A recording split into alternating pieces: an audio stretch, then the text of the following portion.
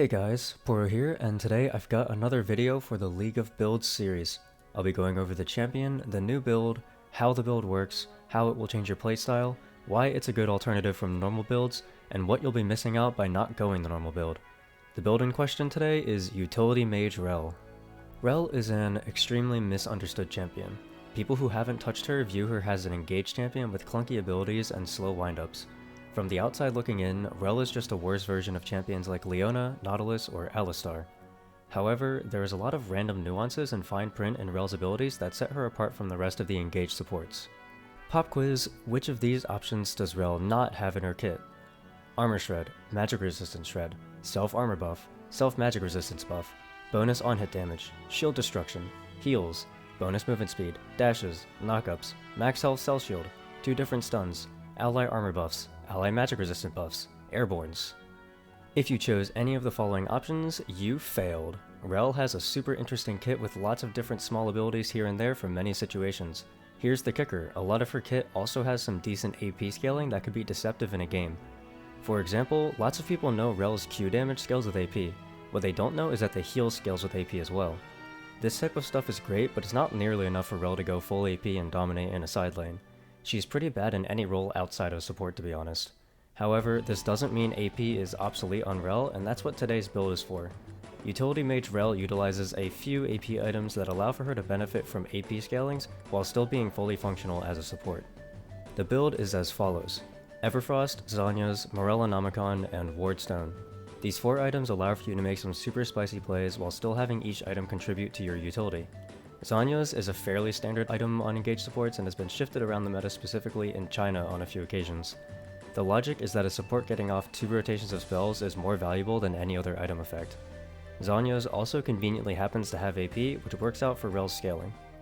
The other core item here is Everfrost, which in my opinion is a pretty solid item on all utility champions due to the root it provides.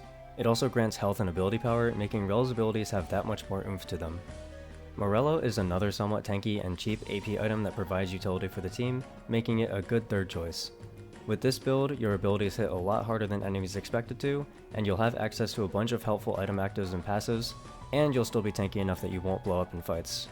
Keep in mind that even though you have a lot of base health, you're still a bit squishier than before. Zhonya's gives a lot of armor, and Banshees can be taken instead of Morello if you need magic resistance, but you still die faster if you're caught out. In theory though, Everfrost roots and Zhonya's active should be more than enough to make sure you don't die. You can still feel free to W straight into 5 people, you'll just have to remember to use stasis instead of just standing there like with tank builds. Your playstyle will mainly revolve around using Everfrost to extend your CC chains, locking people in place for longer and being a larger teamfight threat. I always feel like I have a lot more agency and impact over the game with this build, as I have access to a lot more plays with the item actives than I do with just tankier base stats. One of the big ways in which your playstyle will change is how you operate in lane. Rell is a completely different type of champion scaling wise when you slot in AP, and your skill max will be much different as a result. Most Rell players will max W first, then E, and then Q last. This makes sense from the vantage point of an engaged support, as your kit is mostly a one and done all in. However, Rell's E has no actual benefit to it, other than just flat damage. It has no cooldown reduction or mana changes on rank up, so it's not worth ranking up until it's 3rd with this rendition. You'll also be maxing Q over W. The reasoning is pretty simple. Rell's Q damage and healing both scale with AP.